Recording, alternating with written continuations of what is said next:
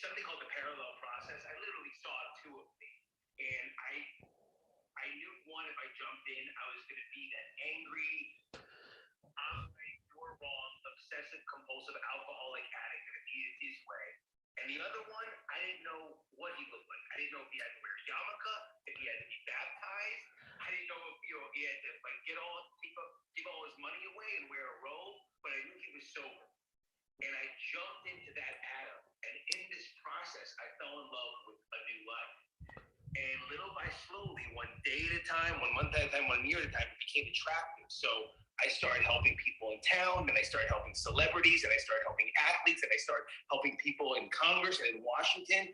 So when it was time to do the coaching, which by the way, which is when we met and when I called you for advice, help, guidance, coaching, is when the Hero Project exploded. I take people on their hero's journey. But just because I'm the mentor and guide to others doesn't mean that I don't need a mentor and guide, which is why I hooked up with you. You know what I mean? That's part of being humble. Yeah, and I know Amelia was just talking about that before that we got on here.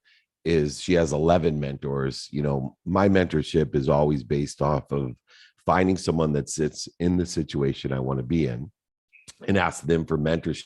Through that, though, you know, when you're dealing with addicts, there's more than just mentorship, right? I always find that business mentorship's the easiest thing that I do, because I'm just explaining all the dummy tax I paid and what if I could go back as a Monday morning quarterback in business. You know, I'm just sharing situational knowledge and relationships. That's the easy part. But to be a coach and a teacher is much more difficult. You know, teaching requires you to be an expert at the subject matter. So you can't just say, oh, you know, do asset-based lending. You got to be able to answer the next question, like what the F is asset-based lending? Or, you know, even more difficult, I believe, is what a hero coach does, especially in the Hero Project with addicts, is how do we bring the best out of people, right? A coach brings the best out of people. You need to be all three in the Hero Project. You need to be all three to be a hero. For you, number one, which one's the most difficult? And with that most difficult one, what do you do in order to be the best that you can be at that most difficult characteristic? So I talk about this often with our mutual brother, Mike Diamond, right? For me, what I do with my clients, Dave, is I actually have to hyper focus on their story. So let's say their causes and conditions right in the beginning, and the spiritual, not the physical, not the mental. The physical and the mindset will come. But if I can start focusing on their spirit and we start getting right spiritually, then they're going to start taking the proper actions of taking care of the body. Then they're going to start taking care of the mindset and that winning mentality. And you and I both know the mindset is something you got to keep learning, keep growing, keep seeing. But we start focusing on there's something much bigger going on here, much bigger. So now let's participate with that energy. Let's participate with that vibration. Or as you and I say privately, let's participate with God and get you going. Then my job is I'm a real coach, right? Like you are with me. I'm checking on them. I'm texting them for accountability. I'm not making sure they text me. I'm texting them. I'm pouring into them. I'm pouring into their cup. And eventually they start pouring it back. And last question before I take one from you, because I know you have a topic you want to discuss with me. But, you know, it's interesting. I'm blessed to have a wait list of people that want to work with me, and it allows me to qualify those people. And I couldn't do that at first, right? I had to work with some people. If I was going to be a coach, I needed to have as many clients that I could take to learn from them. And as you grow and learn yourself, you can create a qualified one. But the one thing I learned, which I also gained awareness of by working, you know, with Lee Steinberg, who is an admitted recovery addict, was that there will be no change unless the person wants it. And I look for that, number one, before I even look at capability when I take on a client, is that do they really want it? Because what people do is sometimes they're really looking for a coach to be a scapegoat, not a coach, meaning they want to be able to say, hey, I'm going through the motions. I'm going the extra mile every once in a while. And then they use the coach and the coaching to basically justify, blame, and live in shame why they're not where they want to be. See, if you're fairly successful, you're an addict or whatever, it's really easy to hire a coach. And then when you're not where you want to be, oh, but I hired Adam Jablon. I'm still drinking. I'm still doing drugs. It's Adam's fault. He's not a good coach. It's not a good program. And it's, very important. And I understand growing a business, when you need clients, you take ones that aren't well suited, and you try your best to get them to change or want to do it. But, having that luxury, how important is it to identify that somebody is ready for change or willing to change and willing to do the work instead of just looking for a scapegoat? Dave, in the beginning, it's everything. The only difference between what I do, right, as a hero coach compared to, let's say, some other, if it's physical coach or mindset or is all I need is a little crack in the window. Just a little. I don't need a huge one. I just need a little sliver of hope, and I'll be the one to break that through, right? So if I see a little crack and a little sliver, and I see their defense mechanisms come down, and I see them start making eye contact with me, and I see them really answering the questions from their heart and not their head, I got it. Now I can work with them. If that defense mechanism up, they don't want to hear it, no matter how much the client is worth. If I can't work with them, I can't work with them. Yeah, exactly. All right. What do you got for me, my friend? All right. So this is more for a personal, this is a personal thing that I think will help a lot of people. I tend to, David, when things go a little astray, be it maybe something with my kids, something in business, something with past relationships, I can allow my emotions to take over. And once I get into my emotions, I want what I want when I want it. I want to hear back from somebody. I want everything to be okay. I want you right. So, and I know you've really mastered the art of letting go and allowing things to happen and allowing the universe to happen with a proper mindset and focus and faith. Well, I'm in it a little bit right now. So if you could talk to me directly and then everyone else can hear in on like how when you're really going through it, when you get the news that you don't want, what does it look like and how do you detach? I love it. So it's really interesting that you at least have identified that you're getting feedback or results that you don't want, right? So when we get feedback results that we don't want, the number one thing is to tell ourselves that is which I think I don't want. Because as we know with faith, that which we don't think we want ends up being promoting and protecting always. And so what I utilize is the identification of fear within the context of accountability. What do I mean by that? So anytime you have that obsessive compulsive, things are not like I want them to be right now, right? Which is a biochemical, genetic, and energetic inheritance that you and I both share, that I want it the way I want it right now. We have to then utilize some skills to understand what's going on. So number one, inherent in that behavior, in that feeling, this emotion, you called it, the energy and motion is called a feeling. Well, within the context of that feeling is fear. And fear can be utilized in two ways. One, fear is utilized, and I'm sure you do this when you have a sliver of light within the context of a crack in a window. Fear can be utilized to get us up, get us started, get us back started, and get us back up. And it requires a lot of fuel. It requires a lot of emotion to get up, get back up, get started, and get back started. In fact, I use an analogy of a rocket ship, that a rocket ship going to the moon, 90% of the fuel is in the first takeoff to get out of the atmosphere. 90% of the fuel. Same thing with human beings. 90% of your fuel is used to get up, get back up. And what we want to do is maximize our fuel by, number one, when we feel this emotion, to identify the fear within the emotion, the feeling. And if we can identify a need to be right, a need to be offended, a need to be superior, inferior, a need to be in control, a need to feel guilty or shameful, a need to be angry, anxious, frustrated, worried, or guilty, all in the context of the emotions, the energy and motion that are defined as feelings. If we can identify it, then we can say, okay, am I going to use this to get up? Am I going to use this anxiety to get me up, to get me started? If not, the most efficient, effective, and statistically successful way to use that fear, the most productive, accessible, and gracious way to find the light, the love, and the lessons in the emotion is to get out of the goddamn way. You utilize it. And so what do? When we identify the utilization of fear and we decide that we're going to use it to get out of our way, we then stop. We don't resist it. We don't force it. We don't go over it, under it, through it, around it. We don't try to out logic it, out analyze it. We don't try to change it or control it. We don't lie to it. We don't manipulate it. We don't cheat it. And we definitely don't deny it.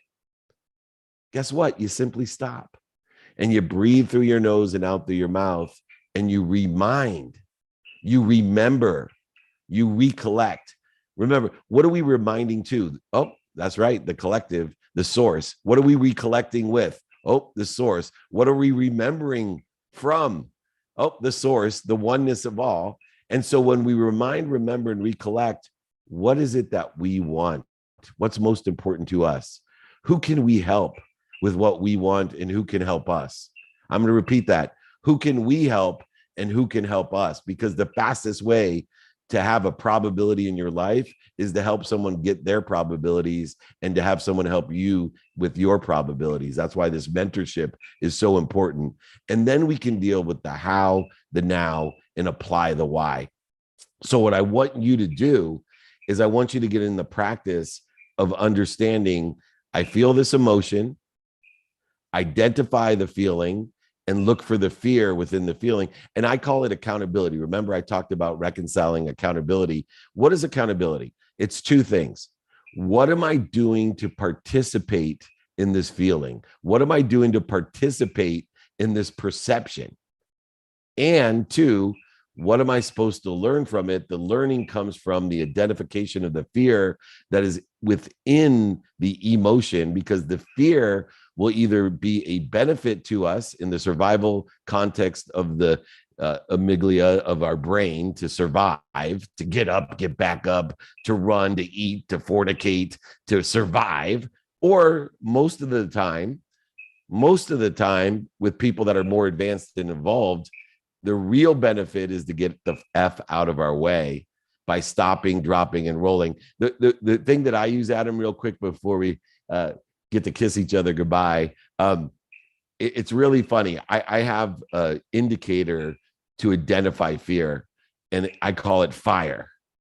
Because when the stuff is not happening like I want, when my wife says something that pisses me off, or my kids have me terrified about something because they tell me that, hey, Dad, I'm making so much money, I want to quit college. I'm like, you're a senior with straight A's. You know, like panic is what that is, right?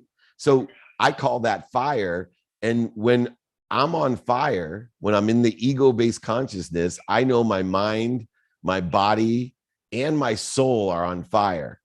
So I remind myself with the utilization of fear, what am I going to do? If I'm going to use the fire to give me a little bit extra adrenaline to get up, get back up, to run the F away, to eat, whatever it is to survive, or am I going to use this fire to stop, drop, and roll the way everyone teaches when we are on fire? So, you know, two things to do when you're on fire. You run away from it with extraordinary adrenaline to get up, get away, etc. Or if you're on fire, stop, drop, and roll, my friend. Utilize that identification to know who we are. Everyone has it. You are happy, healthy, wealthy, and worthy. What are you doing to interfere with it? The incredible Adam Jablin. If you want to join the Hero Project, if you want to be a hero, if you want to help others become a hero, just go to adamjablin.com. He is a speaker, a mentor, a coach. He is one of my best friends, and I've been waiting for literally years now to have you come on and share your genius with everyone else. Thank you so much. I love you, brother. Thank you for the advice. You know I'll take it and fucking run with it. I love it, man. You're the best. Adam Jablin, there is no better except for maybe our next guest. We'll find out. Anyway, thank you, everyone. Jakey, Bakey, why don't you reset the room?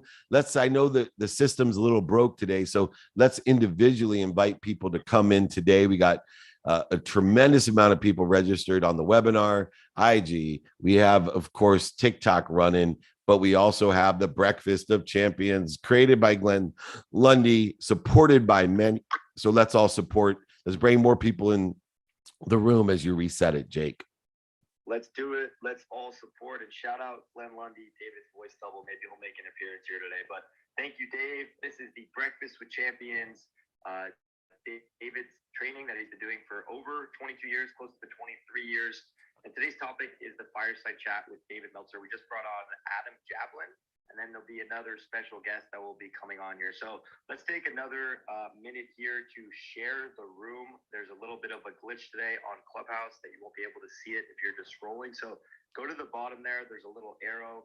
Push share you can share it via Twitter, Facebook, your messages, social media, and then also you can share it on Clubhouse, and then of course in your text as well. So let's take a second to share this room. And with that in mind, I will pass it back over to you, Dave, and we'll bring on our next guest. I just want to say I really appreciate it. We've doubled the amount of people by your participation in this perception, by your desire to share a collective consciousness with more and more people. So I want to shout out that it's so nice that we have people that not just follow, but they're really engaged. They're ambassadors for the Breakfast of Champions. We are here to figure out two things. How can we be of service? And do we know anyone that can be of service? So I want to thank everyone for doubling the occupation of the room. Thank you. Thank you. Thank you. All right. This next guest is a special one. This guy is famous. And, you know, it's so funny because if anyone would talk about personal branding, whether you're, you know, Warren Moon's business partner or Lee Steinberg's CEO, you never thought you would be the guy. Well, this is the guy. This is the guy, Ken Vu. He's the founder of Vu MD Performance. Has a longevity clinic. So I can't think of Ken anything more valuable than giving life extension to people. You know, I always talk about, you know, health is my non-negotiable, because if you're healthy, you get as many wishes as you want. But I always forget to tell people one critical component of health. If you're healthy, you're alive. Right. So not only do you get more than one wish a day, if you're healthy, you actually get longevity. You get to stay alive, and you have an acceleration course to Thrive, the Thrive State Accelerator. You are an extraordinary doctor, but you're also a personality, dude. You're in my opinion, right? You're the next Dr. Oz. Not everybody can see him because we have some audio and some video platforms we're on. But this guy, he does it all. You know, in your wildest dreams, Doc, did you ever think that when you were in med school suffering, and I know because my roommates were in med school, wanting to be a doctor as your mommy and daddy probably dreamed of for you, that you would get to do the things that you do today? Well, I would probably say yes, it wasn't my wildest dreams. If you don't know, I think you know the story. I was actually not born in America. I was a refugee born in Vietnam. We left in the Vietnam War. We spent 8 months on a boat, 3 months in a Philippine refugee camp. And I remember growing up as a kid, watching TV and going, wow, I really want to do that at some point. And yes, I followed my mom's advice, went into medicine and all of that, but it was still that lingering fire to do something, to use my voice for something. And here we are. And what about the fact that, you know, we were talking about sometimes pain is an indicator to be in a better place, a better situation. And I was with a guy named Colin Brady who wrote a book lately called The 12-Hour Walk. He has some New York Times bestseller. He's really good friends with Jesse Itzler. And he talks about you need some ones and twos in your life to experience nines and tens. And too many people just want fours and fives. Obviously, you had some ones and twos from the Vietnam War. You had some ones and twos if anyone's ever seen a refugee camp, let alone lived in one. How much impact did the ones and twos have on your life to have those nines and tens? Oh my God, Dave. The ones and twos still show up. The ones and twos show up with threes and fours all the time. And it is definitely in those moments that you build grip, that you build resilience. there was a one incident with my daughter when she was born. She was born with a cord wrapped around her neck, and I wasn't sure if she would be able to make any choices. And I really remember at that time wanting to react. There was that moment where I was like, screw the hospital. Maybe I should have went to Cedars. Screw this doctor. And I really wanted to react. And I was like, how is this happening for me? I've done the work. I know that everything in life happens for a reason, for a gift. And I remember holding her in my arms. She was in the ICU. She had a tube down her nose, a tube down her mouth, and I was just looking down at her. And in that instant, when I looked down at her, I was like, oh my God, brain damage or not, if she had this situation, she is still just absolutely perfect and so worthy of love. And one of the things when I grew up as a refugee, as a child, I never thought I had those stories of not enough, not rich enough, not tall enough, not American enough, all these things. And when I held her in my arms at that moment, so much of that not enoughness washed away. But it was only after experiencing that painful one or two that I had that realization and could really enjoy life. So I think that those are very important. There's no yin without the yang. So I don't believe you could feel that 10 if you never knew what a one was. I absolutely love the way you describe that. But there's another thing that happens when we start putting ourselves out there as coaches, mentors, speakers, and brands, and it's hypocrisy. And let me explain that. I tell everybody that my health is my non-negotiable, and that I give a minimum of an hour a day on my health. But yet, I'm probably about, I don't know, 10 pounds overweight. But I do a lot of things for my health. I'm extremely healthy. I have a concierge doctor. I do blood tests. I work out every day. I stretch. I have balance. But my biggest challenge in health is nutrition. So I'm carrying between 5 and 10 pounds extra at all times because I haven't mastered that yet. But I don't want to diminish my capacity in my expertise of mindset, heart set, and handset, just because I myself am human as well. I see doctors all the time in the hypocritical, not oath, but state, meaning some of them are the most unhealthy people that I've ever met, mindset, heart set, and handset wise. You, on the other hand, are the epitome of health. You really walk the walk. Now, there's some other areas, maybe in business or branding or marketing, that you still need help and mentorship, the same way I need nutrition mentorship or help as well.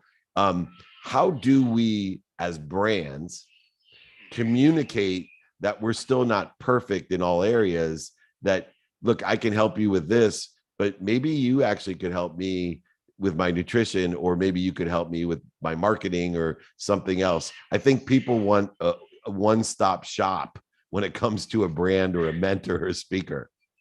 I think you were just talking about, with another one of the coaches, and you said you had people have 10, 11, 12, 15 mentors sometimes because you want to go to the best to get that help in your life. And to answer your question about, how do you be that brand? I think it's all about authenticity.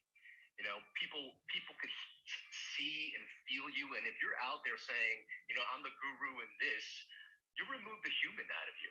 I was a guy 6 years ago, overweight, diabetic, high blood pressure, on prescription medications, and I'm doing the work. And as I'm doing the work, there are also times I fall back. And I think to show people that, to let people know that, to let people know that there's a human in there battling some of their own demons and their old programming, and that's a part of the process to grow.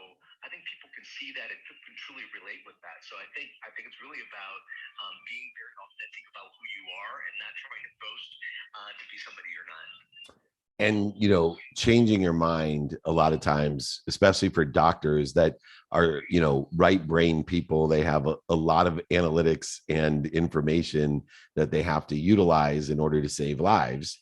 To be able to utilize the creativity side of it, to have and to practice a different muscle.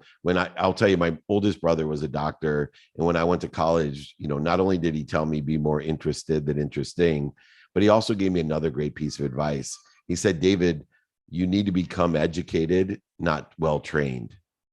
And a lot of doctors are well trained, and you are someone that is extremely well trained, but you also are an anomaly in the fact that you're very well educated. You're more interested than interesting. You have an intuition and an intelligence that goes beyond the anatomy that you learned, or the OChem or the biochem that you were forced or loved to study. I don't know which one. You're a sicko if you loved it, but good for you. But more importantly, this dynamic of intuition and intelligence, of being well trained versus educated. How have you been able to have that weighted balance? Because you're a leading doctor, but you also are extremely well versed in a variety of applicable, realistic, common sense type of application to life. Well, I have to say that, it was after having a 1 and 2, it was after getting chronic disease that I knew all the hours that I placed in one lane and trying to learn that. And I recall, I was trained in the National Institutes of Health at Howard Hughes Medical Institute, UCLA, became section chief of my hospital. Yet I still got diabetes. I was still overweight. I didn't know that. And I really remember there was a lot of ego that was in that space. But, getting disease myself and actually being gifted with the worst year of my life made me wake up, to make me think, okay, I have to take a beginner's mindset in all these other things, in shamanism, in nutrition, in epigenetics, in how we live our life, that I started to take on more. And that's the whole thing, is to have that beginner mindset in each one of these categories of life that you just don't know yet. And only then you start to grow. Otherwise, you're stuck in a lane, and that wasn't working for me. Yeah, it doesn't work for anyone, by the way. And being able to not only to be well trained, but to be a fast learner and apply the skill set of learning to a variety of other subject matters that can complement, or synergistic, supplementary to a holistic, as you listed out the different areas in which you've expanded to be not only physically healthy, spiritually healthy, mentally healthy. So really understanding the holistic approach of the human energy, as you stated, from epigenetics to genetics to conscious, subconscious, and unconscious well-being and competencies that we have. Do you have a question for me? I know we do a lot of work together, more on the branding and marketing side of how to take such an exceptional individual like yourself and raise the awareness or frequency of your brand. What question do you have for me? Oh, well, absolutely. I've got an excellent question. I know you do a lot of events. I'm very fortunate to be a main stage speaker next week at the Biohacking Conference. There's going to be a lot of people, Vishen Lakhiani from Mind Valley, Dave Asprey, everybody knows. I'll be sharing the stage with them. So 2 questions. One has to do with networking. The other one has to do with, really putting yourself in a position to serve when you're there. I don't know about you, but here's some authentic part. I'm going to open up my cape and let you know that there's still parts of me that think of the imposter syndrome. I know there's thoughts as the event comes up. Oh man, I shouldn't be here. I shouldn't. I don't belong with all these greats that are going to be up there. I have my own process of dealing with it. It does still come up, but how do you best prepare yourself when you're speaking to lots of people to deliver value and to get out of your head? I think it's any circumstance that, we have to make ourselves equal before we make ourselves better. And so understanding the better practiced we are, that has nothing to do with Dave Asprey, who's a friend of mine, who, by the way, I'm going to make sure that I reach out to tell him to personally meet you while you are there. But it's like pole vaulting. I could be with Sergey Bubka, who holds the world record in pole vaulting and who can clear over 20 feet. And I may be a Division III champion at, 15 feet, 9 inches. But when I get on a track with Sergey Bubka, right, I'm there to do my best, learn lessons, and have fun. And if I do my best by being prepared and I learn lessons and have fun doing it, what more could I ask for the opportunity? And what's the alternative? Not to do it, not to practice, not to do my best, not to learn lessons, not to have fun. Because I'll tell you, most people, when they get into situations, which I call the learning zone, where we're pushing ourselves to be uncomfortable, the only way you're going to get better is to be on stage with the better. That's the only way you're going to do it. You can sit at home and dream about it and, live in blame, shame, and justification. But as I do, it's time to lean in, and it's time to, realize that everybody's an imposter, right? Dave Asprey sitting there going, man, I can't believe I'm with, Joe Dispenza. I can't believe I'm with Dr. Kim Vu. I can't believe, these guys, I don't have nearly the degrees that these guys have, right? I'm just some Santa Barbara guy that, had a t-shirt business and got involved into the mind, right? I don't know what the heck I'm talking. I guarantee you, the same way I feel, the same way as I'm touring, with Deepak Chopra in March in Australia. The first thing that went through my mind is, why would Deepak want to be on a stage with me? Right? That's what do I know? That guy spent years in India, as a shaman himself. He knows more in his fingernail than I know about what we talk about. But then I said to myself, what are you going to stay at home? Right? Am I going to stay at home? No. Now I'm going to lean in and get better at what I do, learn lessons and have fun. And that's what you got to do. Now, the other side of it was more interesting to me because I know that you already knew about imposter syndrome. You knew what to do. But the other side is where my expertise really lies. And it's, what do I do when I'm there? Right? How do I create a greater neighborhood? Because my frequency is my neighborhood. Now I'm elevating my frequency. Well, this is where, I'm really good because I see things in a different way than most people when it comes to networking, because I see networking as a community.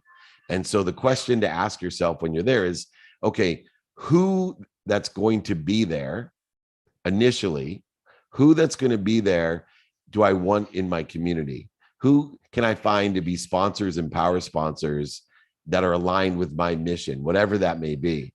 And then the second question that sets, I think a differentiator in my philosophy or strategy is, who will be in my community by what I do there? Meaning, you and I both discussed the stage theory. I think about not only, okay, I've done all my due diligence of who's going to be on the stages, who's the sponsors, who's going to be attending, who's working the exhibits, right? Who's in the area that I can invite to meet me in between, right? All the things that I do, the who can be a sponsor, a power sponsor. But I take it a step exponentially further by saying, okay, according to all the different activities while I'm there, what am I going to capture? How am I going to modify it? And where am I going to amplify it? So it's not just the 2,000 people that listen to me and Dave Asprey, but it's the 2 million people today that I can amplify it to, and the 200 million in its perpetual nature that are going to see the best of Dr. Kien Vu, right? I call it the Verizon red zone. If people aren't thinking, where is my red zone content and channel, then they don't get it, because people love the red zone more than they love the game. And so if you're not only playing the game the best you can, winning Super Bowls however you can, but if you're not thinking about the red zone, you're really missing the impact that you can have.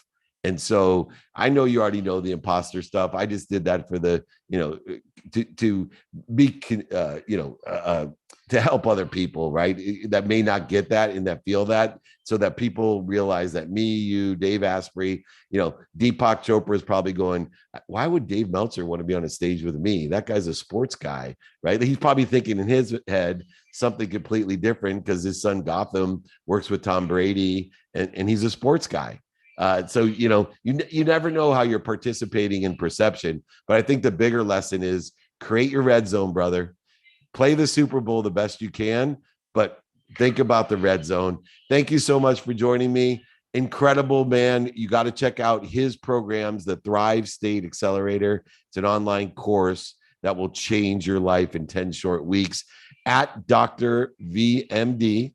You're going to be able to catch this guy on every major network someday. I promise you. He'll probably even run for Senate like Dr. Phil or whoever.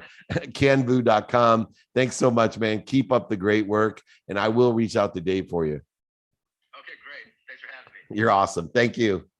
He's the man. Oh, man. Two of my great friends, two great guests, just bringing insight to everyone. All right. It's Q&A time. Let's go ahead. Let's take the questions. Jakey of the Bakey. Let's reset the room. Let's reset the room. Thank you so much, Adam Javelin, Dr. Kian Wu, two incredible guests that were on here for the Fireside Chat with David Meltzer. Let's take a quick second as we are to share the room out. We got 207 there at the bottom shares. Let's continue to share with your friends, your family, the whole community here in the Breakfast with Champions.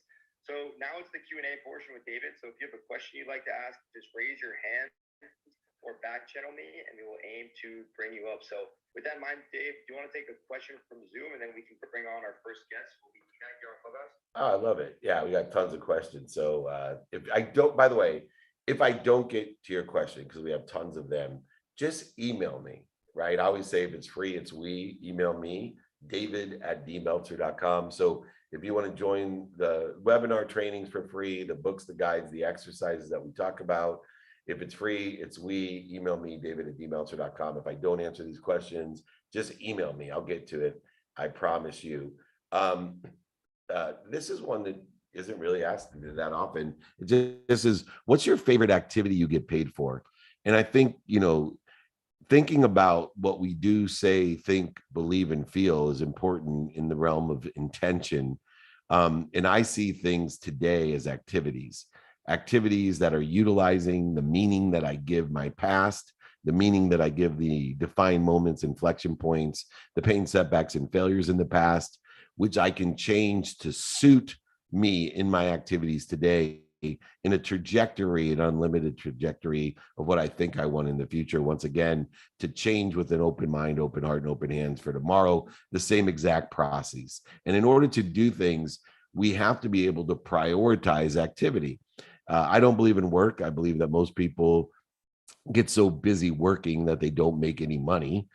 So I just see activities as activity I get paid for, activity I don't get paid for. I see activity as activity I have planned, and then I have activity I don't have planned that requires my responsibility and my accountability in order to facilitate those activities I don't have planned. And then I separate activities as conscious activities, subconscious activities, and unconscious activities that include my sleep, which is my most important mentor that I have, because I can't think of a mentor that can cover a third of your life like a sleep coach or a sleep mentor. So if you haven't given that consideration, consider the fact that most people go to bed at night and wake up more tired, which is like eating dinner and waking and finishing dinner and being more hungry. Doesn't make any sense.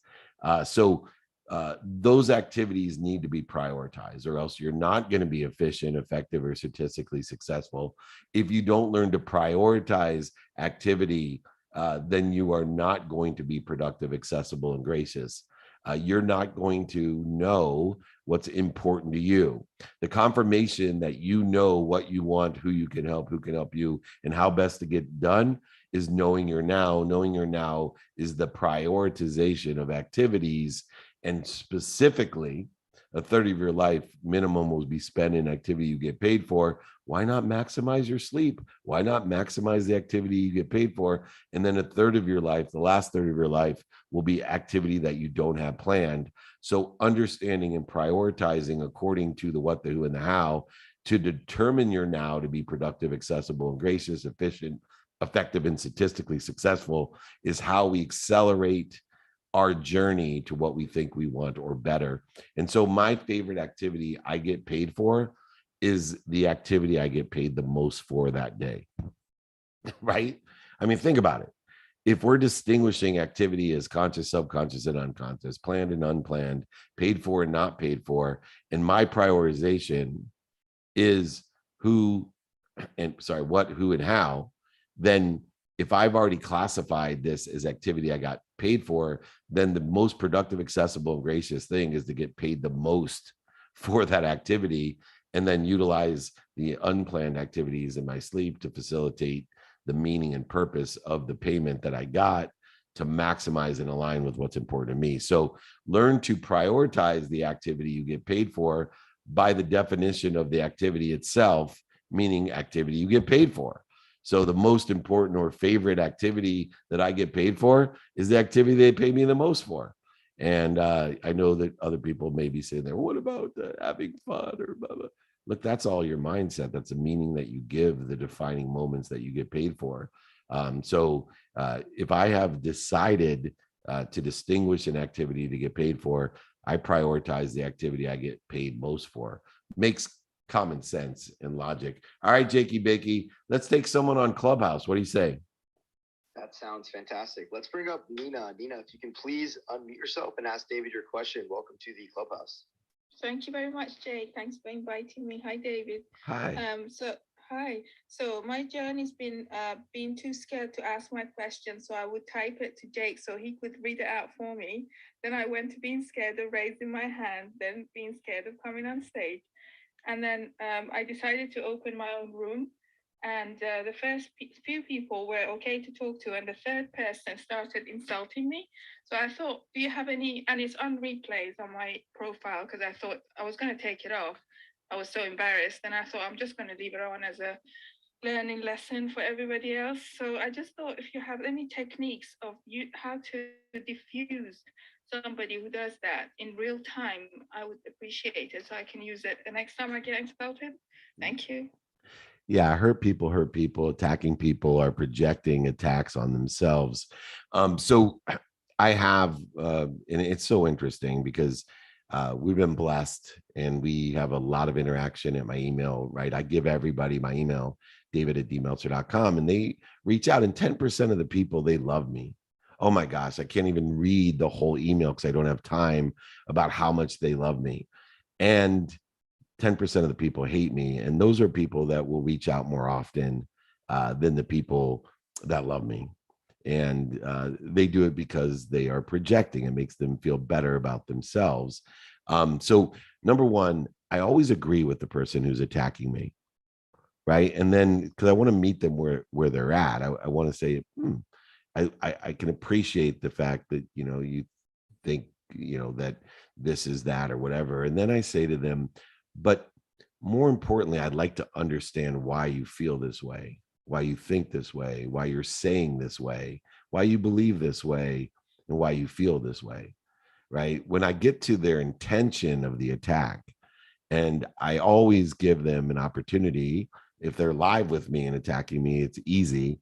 But if they're not, if they're hiding behind, what I call text courage or email courage, if they're hiding, then I go ahead and email them my cell phone number and say, I would love to have a conversation to understand why you're doing, saying, thinking, believing, and feeling this about me or my activities or my actions, because I want to learn from you.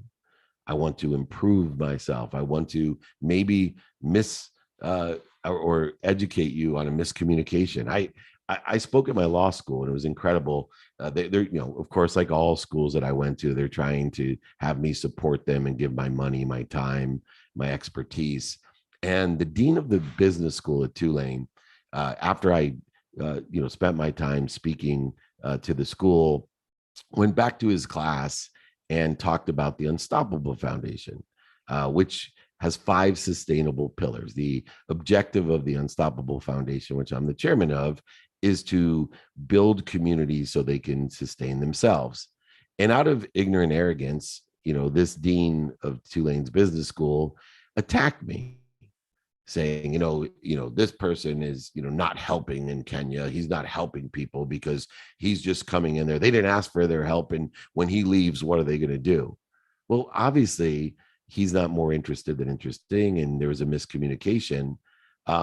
The irony is 90% of the people that don't like you and are attacking you, especially in public, will never communicate when you ask them, please, I appreciate and agree with you. That's the way that you do things, say things, think things, believe things, and feel. I just want to know why so I can learn from you.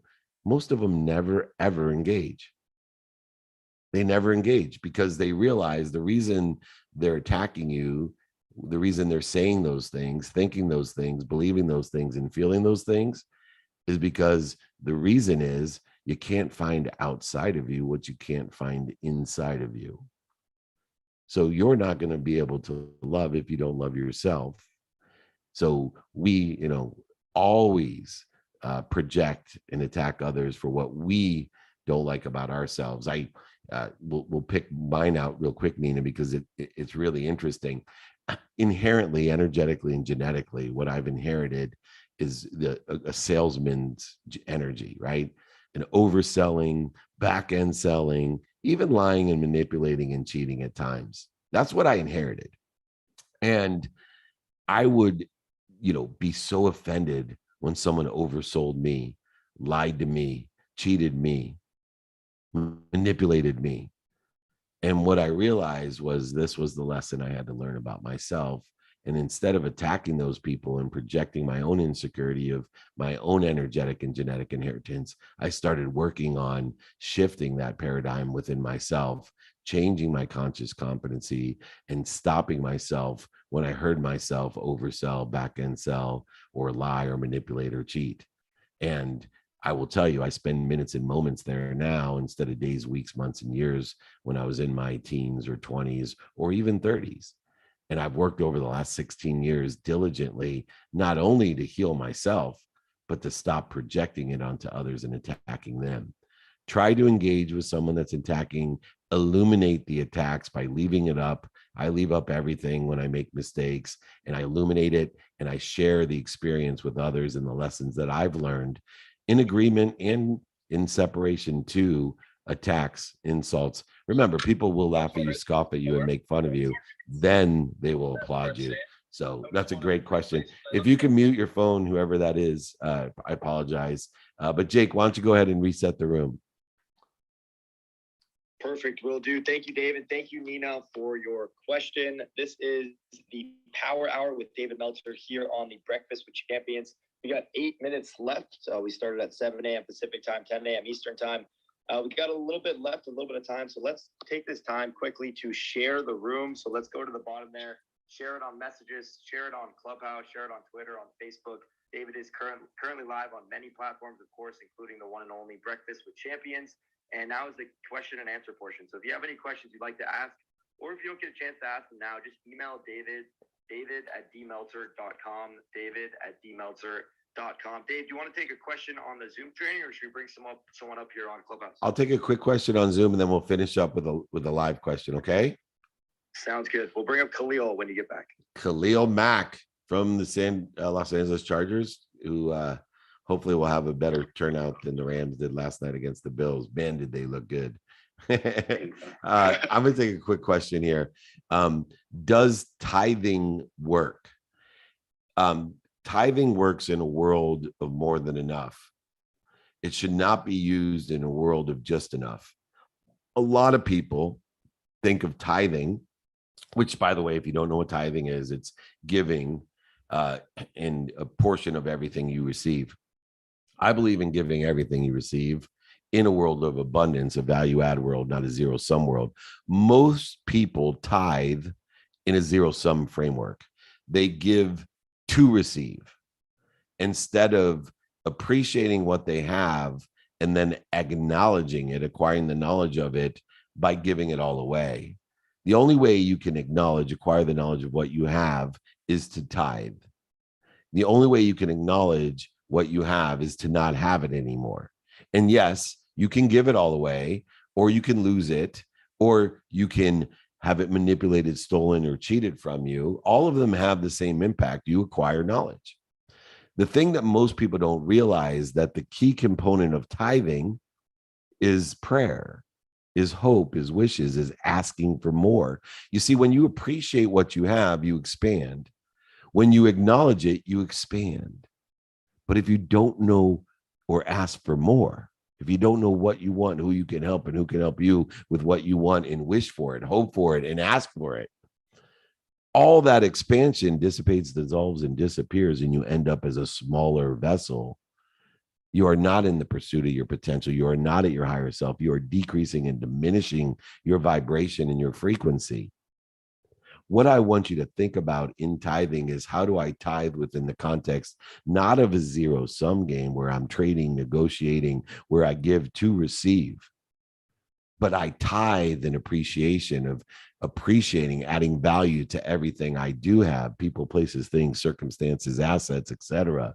I tithe with acknowledgement by giving it away. Just mute yourself, please. Go ahead and mute yourself, please. So I tithe with not only appreciation, but acknowledgement by losing it, manipulating, having it taken from me, and giving.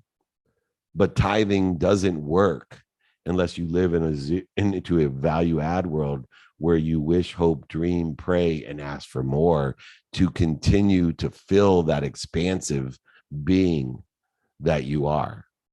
So appreciate, acknowledge, and ask is tithing. And yes, it absolutely works in a world of more than enough, an abundant world where we have something bigger than us that loves us more than we love ourselves, or even more than our mom loves us. We sit in that world of abundance, and you can add value in every aspect of your life by tithing. Great question. All right, we got perfect amount of time to bring someone up, Jake. Let's do it. Let's bring that. Last but not least, let's bring up Khalil. Khalil, if you can please unmute yourself and ask David your question. Welcome. Good morning. Good morning. Good morning. It's Khalil. Sometimes it's confusing to get to Khalil sometimes in the stage. Well, Dave, Jake, thank you for being here, and thank you for the opportunity to speak. I'm so grateful for you, Dave, and Jake, too, for monitoring this room, and for Glenn that created this space here. It's amazing.